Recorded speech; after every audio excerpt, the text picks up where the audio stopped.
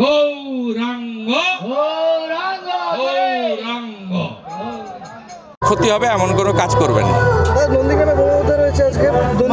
ভয় দেখাচ্ছে মামনি জানা, যাকে 8ই ডিসেম্বর জিহাদিরা বোমা ছুড়েছিল, এবং যেহেতু মামনি জানা কলকাতা হাইকোর্টে গেছে 8ই ডিসেম্বরের বোমা বিস্ফোরণের ঘটনায় এনআইএ তৃণমূলের 47 জন গুন্ডা জিহাদি আসামি, তারা ভয় দেখানোর জন্য কাজ করেছে। মামনির উপর এই আক্রমণ আগেও হয়েছে। মামনির স্বামী অবসরপ্রাপ্ত সামরিক কর্মী। মামনিরা রেখাপাত্ররা ভয় করার মহিলা নয়। এদের 1000 টাকার লক্ষ্মীর ভাণ্ডার দিয়ে কেনাও যায় না। ভুল জায়গায় হাত দিয়েছে। নন্দীগ্রামের হিন্দুরা মমতাকে হারিয়েছে। অভিজিৎ গাঙ্গুলিকে 8000 ভোটে লিড দিয়েছে নন্দীগ্রাম থেকে।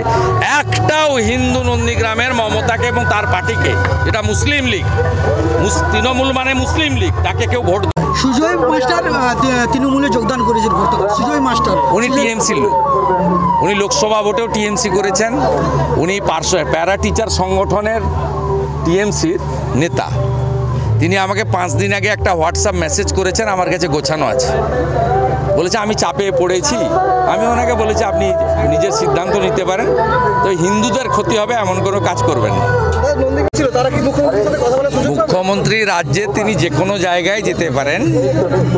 আমরা ভারতীয় হিসেবে প্রত্যেকের জায়গায় যেতে পারেন, এটা নিয়ে কোনো সমস্যা নেই।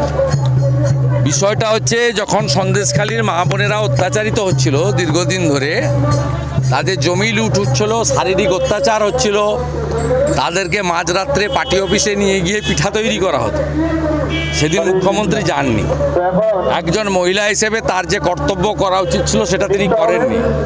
উল্টো দিকে বিধানসভায় দাঁড়িয়ে তিনি শাহজাহানকে সমর্থন করেছেন যে এরা চাইছে, অর্থাৎ কেন্দ্রীয় সরকার মানে বিজেপি চাইছে শাহজাহানকে জেলে ঢুকিয়ে এলাকা দখল করতে।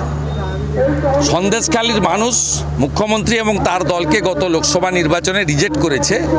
রেখাপাত্র 7000 ভোট লিড পেয়েছে সন্দেশখালীতে। বসিরহাট আমরা জিততে পারিনি, তার কারণ 50%-এর বেশি, 60%-এর কাছাকাছি মুসলমান ভোট আছে। মুসলমানরা আর যাই করুক, তারা বিজেপিকে ভোট দেয় না ধর্মীয় কারণে। হিন্দুরা ভোট দেয় উন্নয়নের জন্য, ধর্মীয় কারণে নয়। হিন্দুরা বিভক্ত হয় আর মুসলমানরা মোদিজির রেশন নেয়, মোদিজির ভ্যাকসিন নেয়। ভোটের সময় আমাদেরকে হিন্দুদের পার্টি বলা হয়। বিজেপি ভোটে লড়াইনি।